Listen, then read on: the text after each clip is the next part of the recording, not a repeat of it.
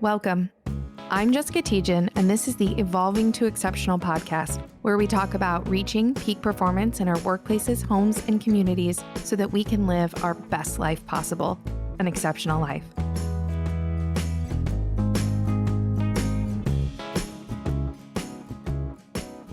I want to welcome back our listeners to this week's episode of the Evolving to Exceptional podcast.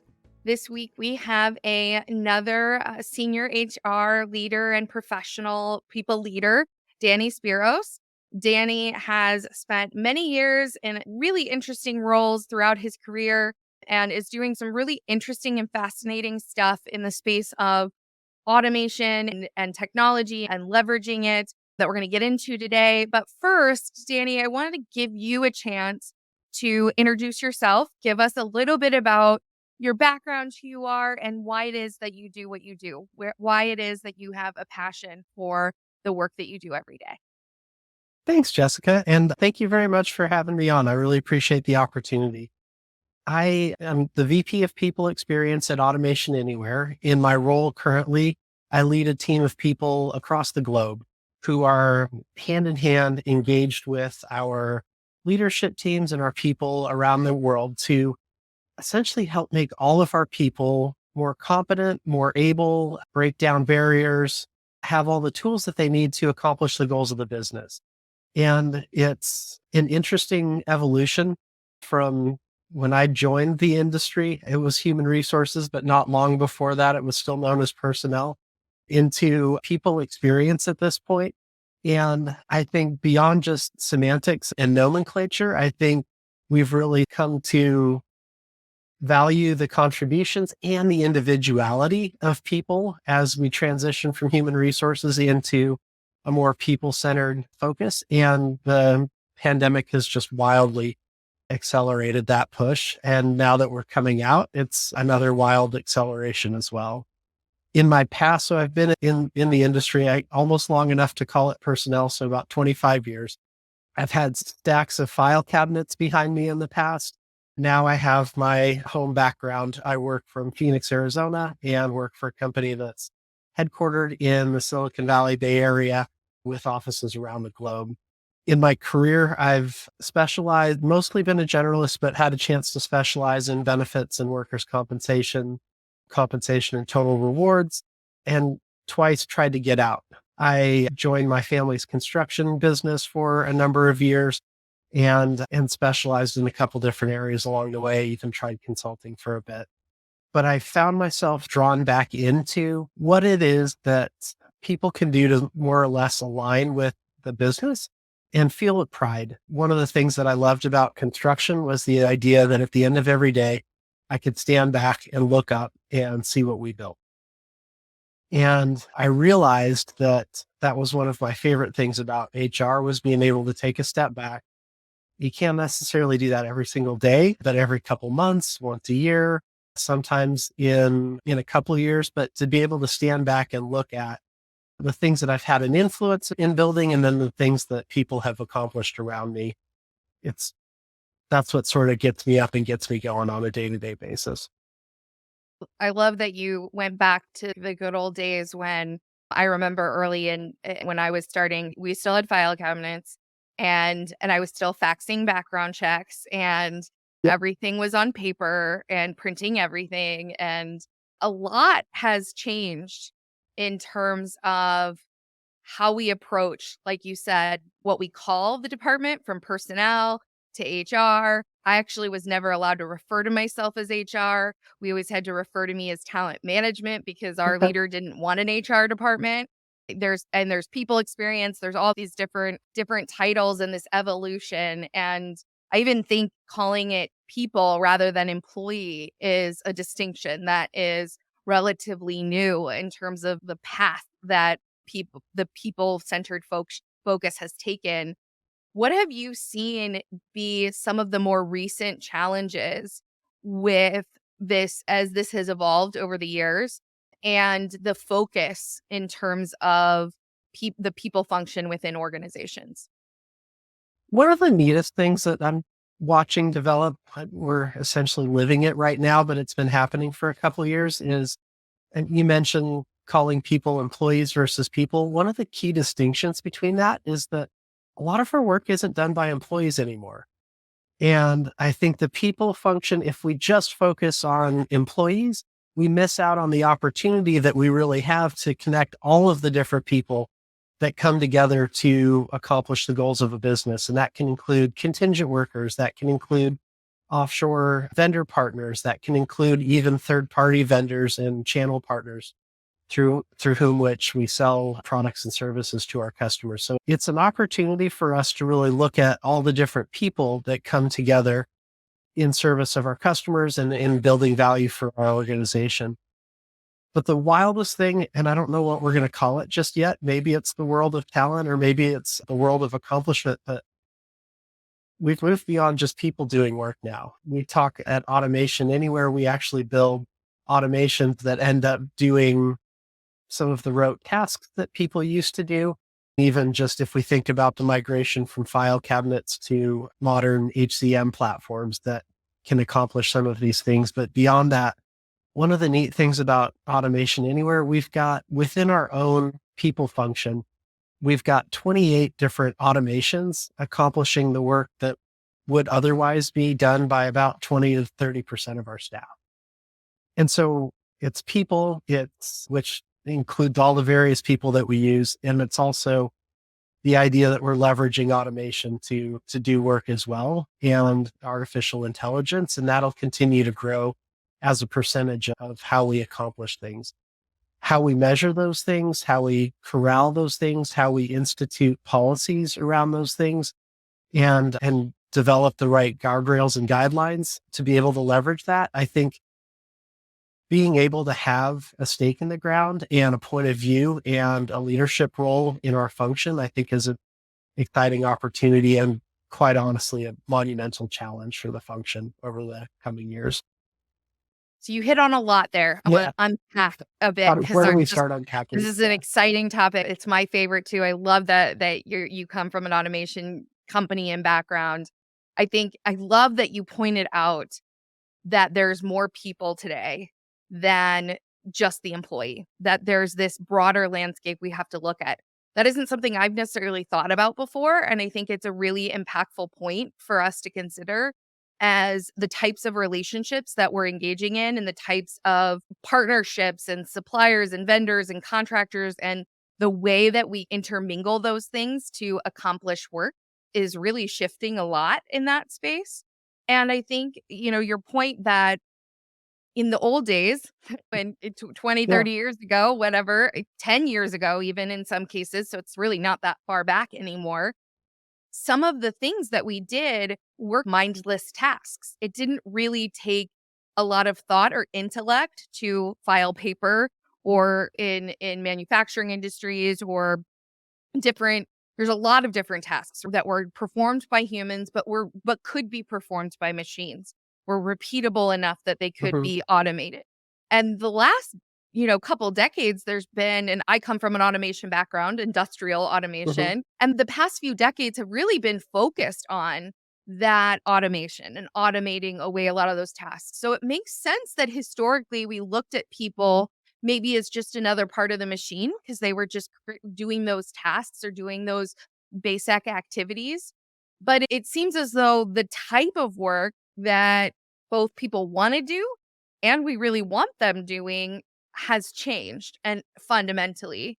How does that impact how we look at our people? I think one of the big things is, like you talked about, so we're capable of so much more than just accomplishing a task or doing one continuous motion over and over again. And I think it has an opportunity, one, in a knowledge economy, but even in economies. So I mentioned I was in construction, but even in economies and industries where physical work is still a component that will get slowly replaced by some layers of automation and machinery and has over the years.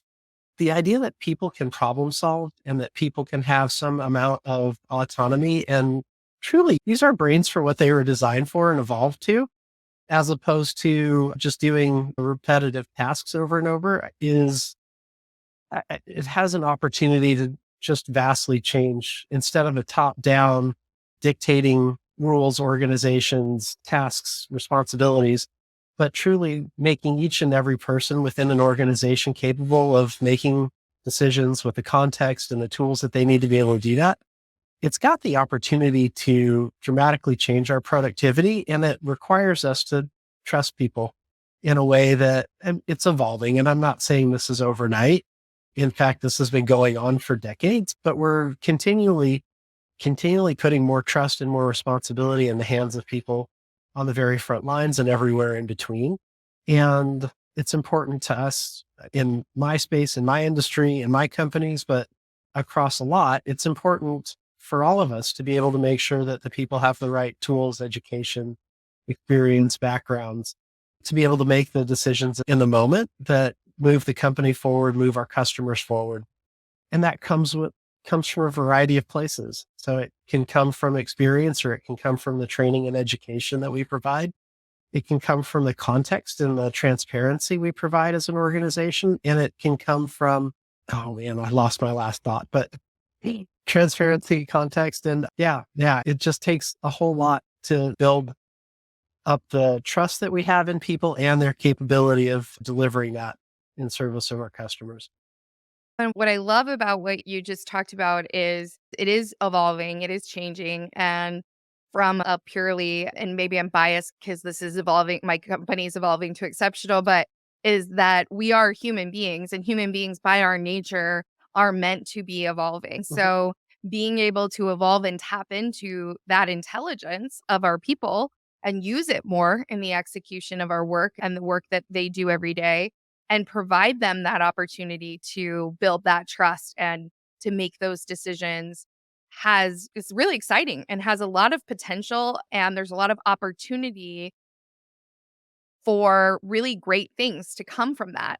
And there's also a lot of fear and a lot of risk and a lot of challenges that come from that. Can you talk just a little bit maybe about the both sides of those coin, maybe what Yeah. starting either place the challenges or the benefits that we need to be aware of as we're embarking on this really unique journey to more automation and more technology usage in our workplaces. Yeah. One thing that's been a big deal in the last few years and will continue to evolve as some of these things change is just the idea of information, privacy, and the personal information that we each hold. So any organization now, just within its customer information, but certainly within our function, I've spent decades, you've spent decades dealing with the personal information of all of our people. And certainly within our field, but across all industries, the idea of protecting personal information, company information, trade secrets, and things along those lines, even national secrets for that matter. The more information we put in the hands of our people, the more vulnerable that information is. And it's important for, and this is no new thoughts here, but it's important to be able to have the appropriate guardrails and guidance around those kinds of things. And building up that level of transparency and trust and access to information comes with responsibility, both on the part of the organization and the individual, which is a huge challenge that we're going to continue to confront as we move to AI and different models. So my company we put out our quarterly cybersecurity training, and thankfully I passed it. But the subject of this quarter's cybersecurity training was how to interact with AI models. It's okay to use them, but here's some things you need to think about. Don't feed our customers information in there. Don't feed personal information in there, which is all valid. And these are the kinds of things that as an automation company, we know.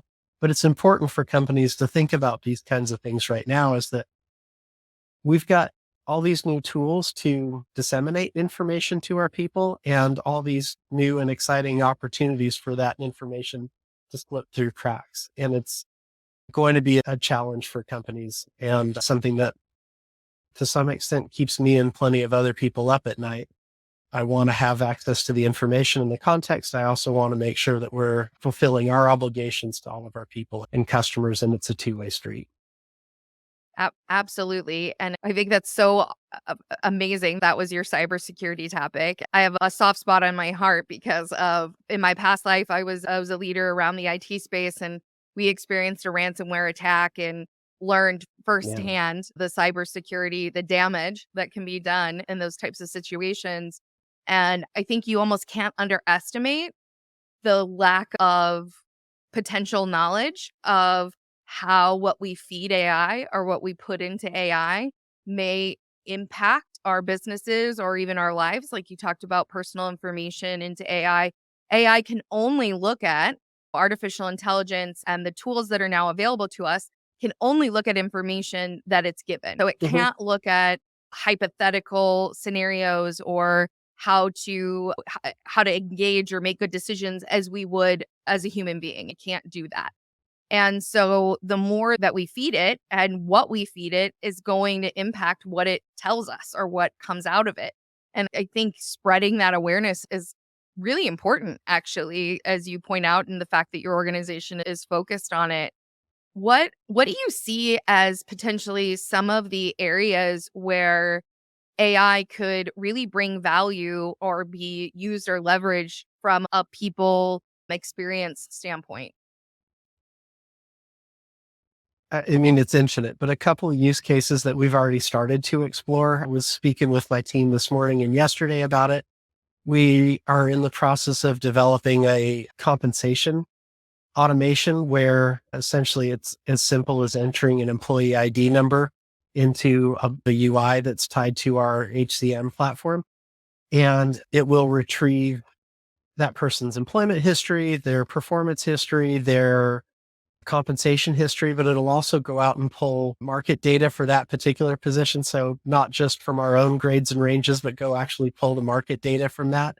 And then through a generative AI link, we'll display a handful of potential interventions and commentary around what's next and what to look for and ideas around any sort of discrepancies or variations that they see.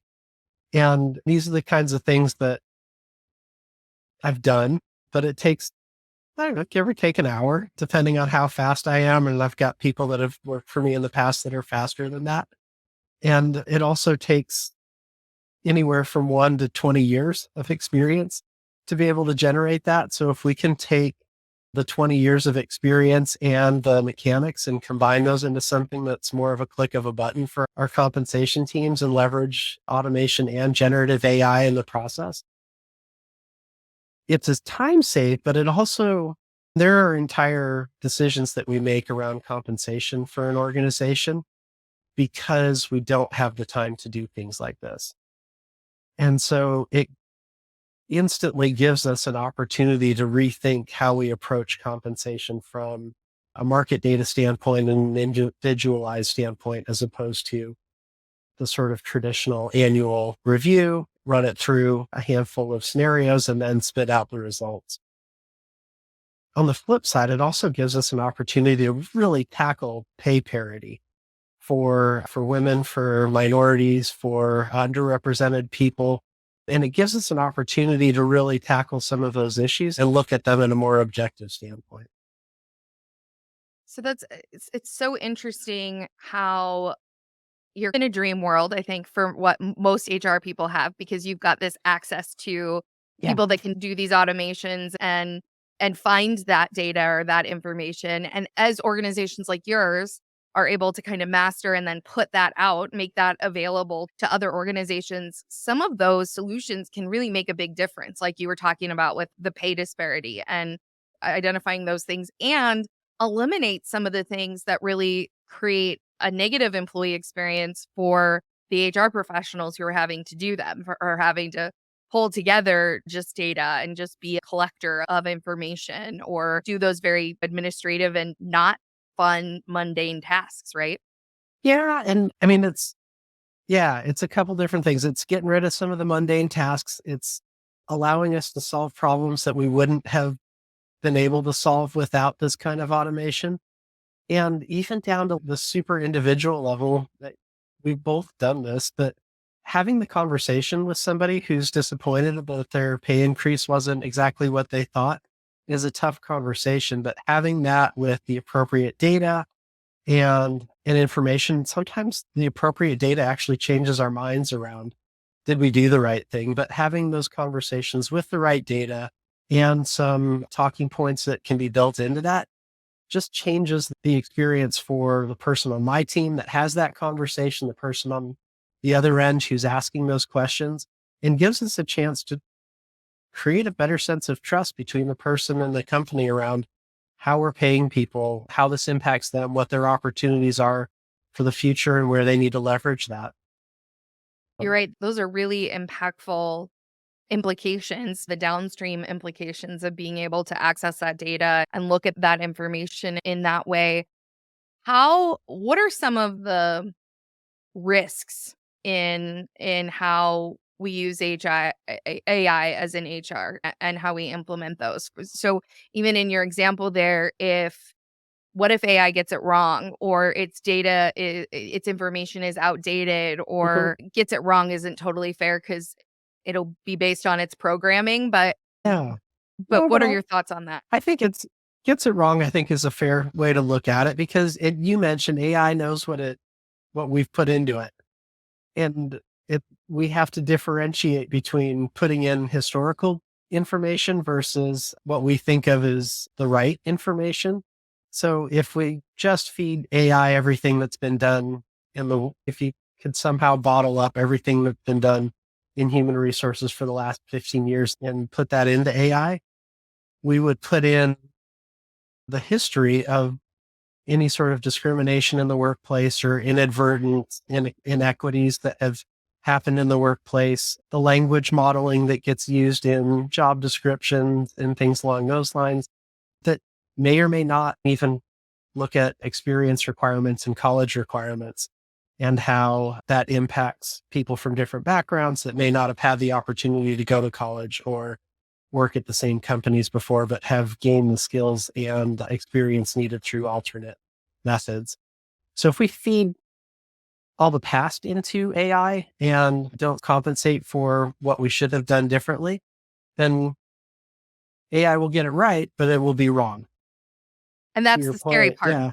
right? That's Exactly. the part that I think those of us that the people that are raising flags, the people that have real concerns that are significant concerns, I think, around AI and its potential to misapply or misuse the information that we give it if we don't, I would say, consciously make decisions about how to use it. So I guess Yeah. maybe that's the question is what do we need to be doing with our people so that they are using their talent, their humanness to Mhm. make good conscious decisions? Because one thing Yeah. AI can never be is conscious, right? AI Right. is by definition not conscious. So thoughts on that? Automation anywhere we use a term, and this may be an industry term, but I'm newer to the industry, but human in the loop. And that's like AI can do a certain amount of the work. The automation can do a certain amount of the work, but we need a human to make the final decision. Is this the right thing? And so by leveraging automation and AI, we're taking some of the time that we would have otherwise spent doing some of the research and drafting and some of those things, but we're giving us the time to do the editing, the review, the thoughtful analysis, even like a gut check. Does this make sense? Is this the right thing to do? And so it gives us that opportunity to be the human in the loop and edit and make the right improvements that we need to be able to use it. So we can't and we shouldn't just trust AI to do all of our work for us. It never will. What it does is it gives us the ability to do more of what our brains are designed to do. And that's critical thinking. When it comes back to something you mentioned earlier, in that if that is the case, then we're actually going to probably need more people making those conscious decisions as they interact with AI and automation in the work that they do every day. And whereas in the past, potentially leaders, that top down model you talked about held control of those decisions Mhm. or were the checkpoint. There's all kinds of processes to being in sales. There was a sales review process that you always had to go through of a certain level Mhm. of proposal and things like that, where leaders have to get engaged on activities. But the truth is that in a world with AI and automation and the technology that we have, that there's likely going to be less ability for leaders to be involved in all those decisions without substantially hampering productivity and effectiveness and potentially negating the benefits of the technology in the first place. So, how do you start to both ways have leaders trust people to make Mhm. decisions and have people feel trusted enough to be able to make those decisions, feel like they have the skills they need to make a good decision about how to use that technology? We're up leveling people, whether we like it or not, whether we're ready for it or not, it's happening. I've chosen to embrace it. It's not necessarily comfortable even for me at times, but it's been interesting to watch. So, and when I talked earlier about construction and being able to stand back and look at what's been done, just anecdotally, I've had the opportunity to work with somebody. So when I said somebody between 1 and 20 years of experience in compensation could do that kind of analysis, in the past, I would have thought 20 years is about 10 to 20 years is about what's required. I've seen people that and worked with one in particular who have been able to leverage some of the automation that comes with this and the information that's at our fingertips to be able to process more of these faster than I did when I was early in my career, have access to view more information than I did when I was earlier in my career, have more detailed conversations around why we do some of the different things we do, put more information into our systems. All of these things are just happening at a faster clip with more volume going through them. And so people who are early in their career are getting more experience in 1 or 2 years than I did in my first 5 to 10 years. And it's exciting to see that. And it's also exciting to see the output that people with 1 to 2, 3, 4 years of experience can develop the level of expertise that would have otherwise taken a decade because they've got the ability to process more of these, see more examples, learn from each one, and move forward. So it truly requires leaders less to be making the decisions and more to be educating, which I feel like was our job to begin with as leaders. That if all we're doing is making decisions or if all we're doing is making rules, then we're missing out on the opportunity of the people that work for us and with us. And now that we're in this environment, it really gives us the opportunity to lean in on educating, providing context, and helping people grow so that they can be that human in the loop at earlier stages in their career and with more information and honestly even higher levels of responsibility and authority.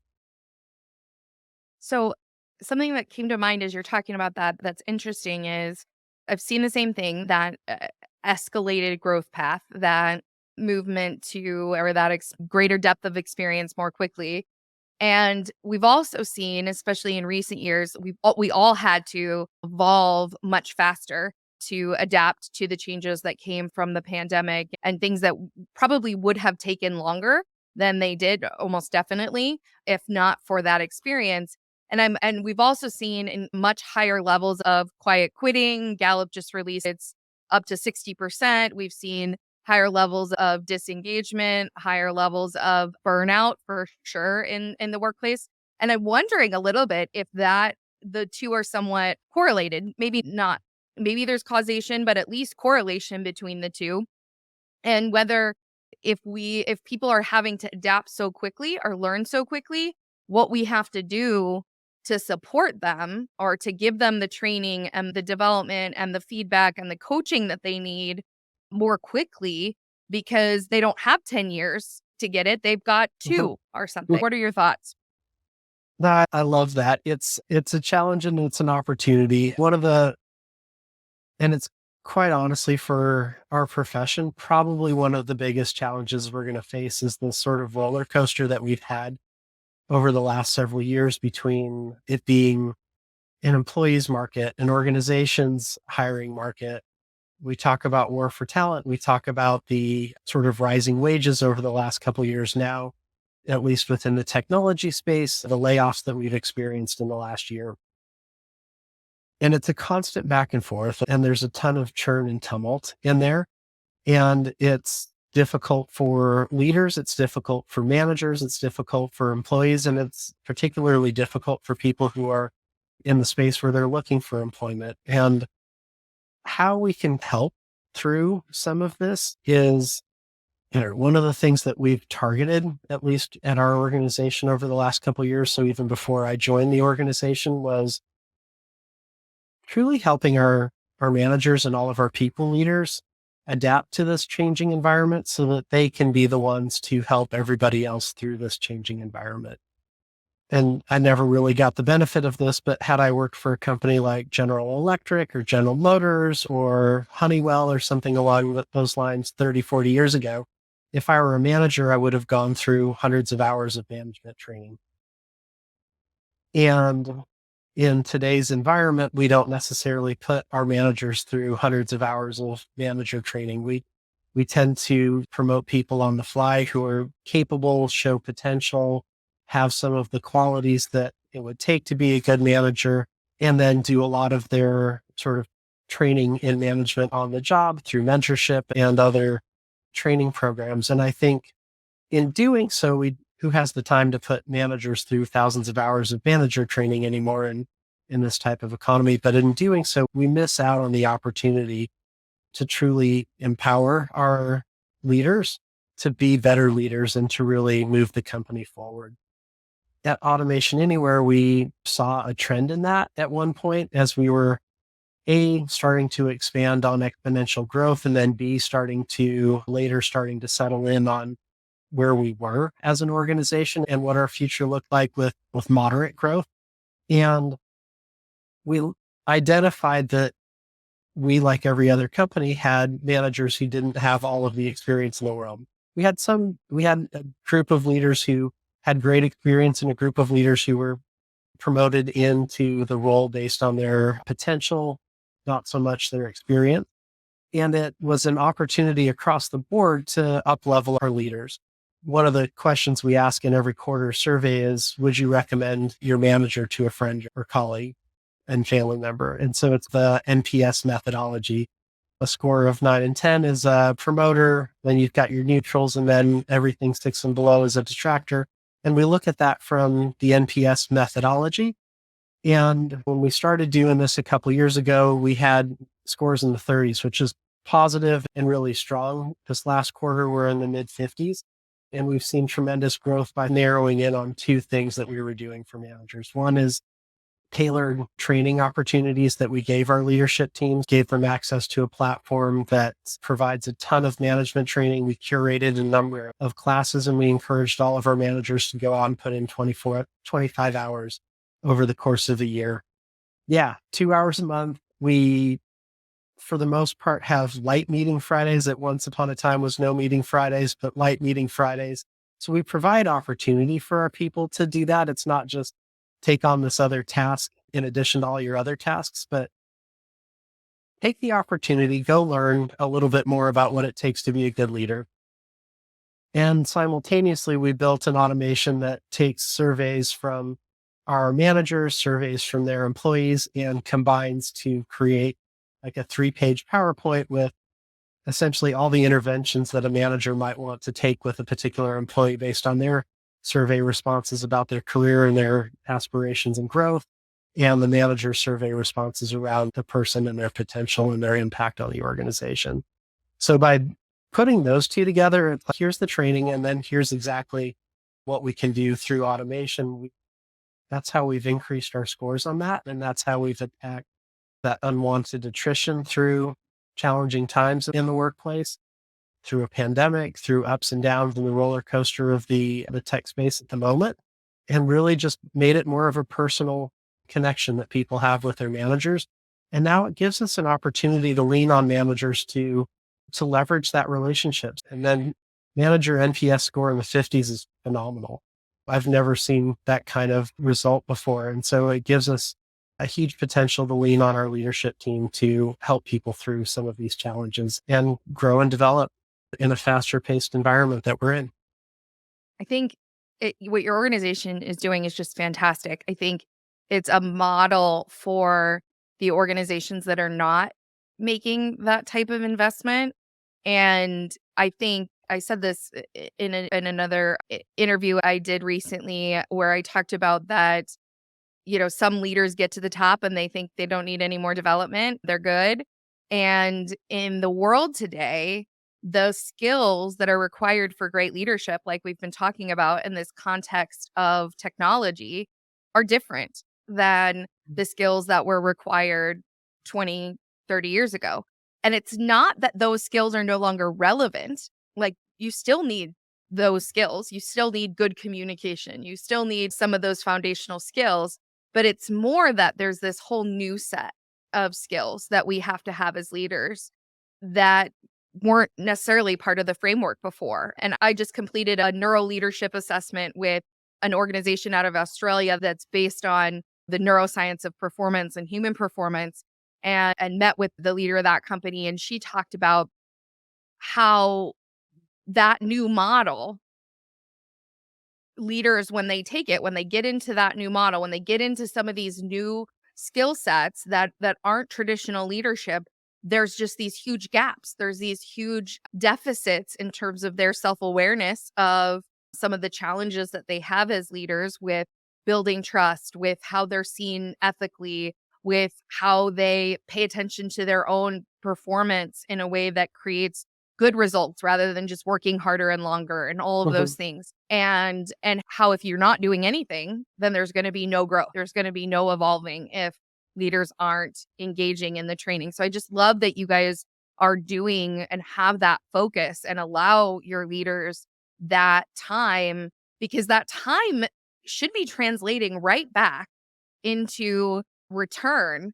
Because if you go to the neuroscience side of it, by spending time learning, growing, doing training, some of those things, especially if it's done well, if it applies those kind of neuroscience principles in how they deliver the training, that will free up the brain to come up with new ideas, to be more Mhm. creative, to be more innovative, to do all the things we want our people to be doing in order to leverage the technology, right?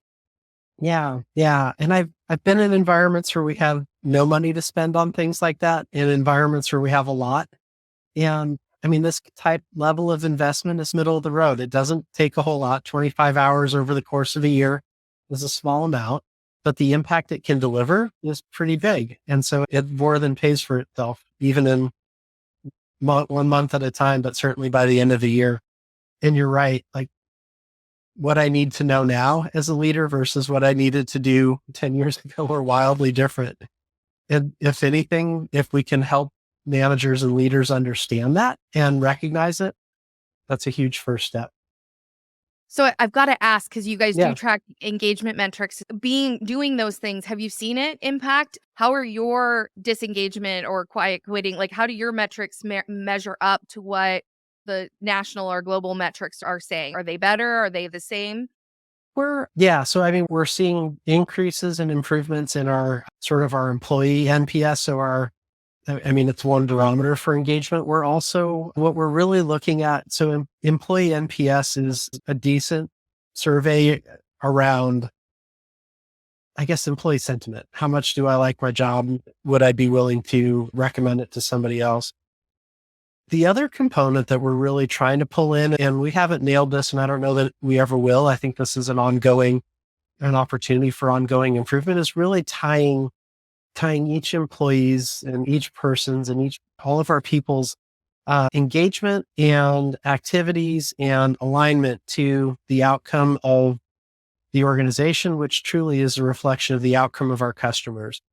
And we're looking at that as impact. So, what kind of impact can people have? And I think this is old news at this point, but we're long past foosball tables. We don't even have the space in the office that people only come to a couple days a week for that kind of stuff. But I think the idea of being able to tie what I do and what each and every individual does to the outcome is pretty powerful from an engagement standpoint. And we're working towards doing that.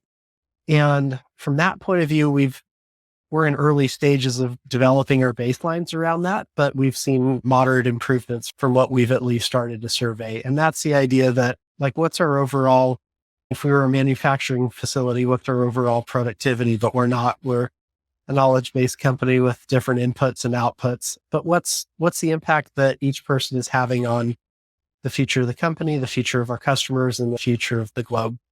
And the more we can do that, I think the better we'll be able to truly analyze, like, how good are we doing as a function and as an organization, but making progress on measuring it and moderate progress on what we've seen in trends there. So what'll be interesting because and Yeah. that was a little bit of a trick question because we're right in the midst of it, right? Yeah. Yeah. I wouldn't expect actually, it makes sense that things don't look great right now because organizations just figured out that there's a real problem and it's gonna take whatever solutions we're implementing right now, it's probably gonna take a year or 2 and Mm. take some time to get those changes in and see the differences, which kinda brings me to my one more question I have around Yeah. the technology and the AI, which is the biggest problem, the biggest challenge I always had as an IT and technology leader, and I think organizations have, is adoption of Mhm. the technology, of the automation, of Yeah. the using what is available to us. How do you overcome that challenge? How do you overcome the resistance to change to allow these efficiencies and opportunities to be realized in the workplace? A big part of it is design. If we design for the way people want to or can most easily interact with the technology as opposed to how we've done it in the past, I found that that's a huge hurdle to adoption. So if we make things easier and more intuitive than they were, then it's a much faster adoption. I've seen that in HCM platforms as those have evolved over the last couple of years. And I've seen that in terms of some of the developments that we're doing. So if we can essentially meet people in the space that they're already in. So if it's rather than having to log out of one system, go into another system, do some work, copy, paste, bring it back. If we can essentially engage in native automations and connections, and also at the same time rethink, we used to have approval processes that would have to go to this person, and then over here and back down. And if we can think about our business process at the same time that we think about automating, would I automate that exact same thing or would I do something different and spit out a report to each of those people as opposed to trying to connect all of those different steps as part of an approval process? And you can build either, but what's best for the organization going forward? What provides the most useful information at the appropriate time? And what matches the speed of business today? All Which of this is faster, but we can do even better. when it brings you back again to the decision making and the why are we having all these people sign off on this particular form? Why is there this approval process? What is its purpose? Is it because we all want to know the information? Is it because we don't trust each other to make a decision? So all 10 people have to agree on the decision? What's the issue? And sometimes I think what we find, or what I've found in organizational process like that, is that there's legacy limiting beliefs or there's legacy fears that exist due to something that's ineffective in terms of the collaboration or performance of the organization. That we've built a process or a system or even a technology around a problem rather than address the underlying Mhm. challenge and change our culture, or change how we interact or how we manage people. Instead, we used technology and made our lives more difficult rather than do that. So I love that example. And I think, again, it just highlights, and I feel like it just keeps coming back to how important leadership, but people decision making really is in this kind of new world of work and in this technology heavy arena where how we think and how we make decisions and why we make the decisions that we do is going to have significant implications for our lives, our customers' lives. You mentioned the impact on the world and how we're going to impact all those things. So I just love this conversation. I think we could go on for hours and hours. Me I want too. to Thank you, give you Jessica. a chance, Danny, if there's anything you want to share, anything you want to highlight to our listeners around this topic or just in general. One thing that really struck me. So when I interviewed for this job, one of the comments that our CEO made to me was, there are no mediocre people. There are only mediocre opportunities. And it was a great sort of synthesis for me around why we do the things that we do and how we make decisions. And what a tremendous opportunity we have in front of us at this moment to be able to think about our people in terms of the opportunities that we can create for them and for ourselves, our companies and our customers, as opposed to just focusing on, I don't know, performance ratings and things along those lines. That we can leverage the technology and the tools that are available to us right now to truly tap into the capabilities of our people, give them amazing opportunities, exponentially improve the opportunities in front of us as an organization. And I don't know, I'm a thinker along these lines, but I think that has the opportunity to impact us on a community level and on a global level over time. The more we can do this, the more satisfaction we'll see, better opportunities, even things along the lines of wage equality around the globe. So I think there's tremendous opportunities in front of us. I'm excited to be a part of it. I have to admit, there are days when I think I'm just barely hanging on to this wave and I don't want to let it pass me by. So there's some fear involved in that. And there's also the hope and the carrot in front of us. Those are the things that keep me awake and keep me going. Yeah, I love the quote that there's no mediocre people, there's just mediocre opportunities.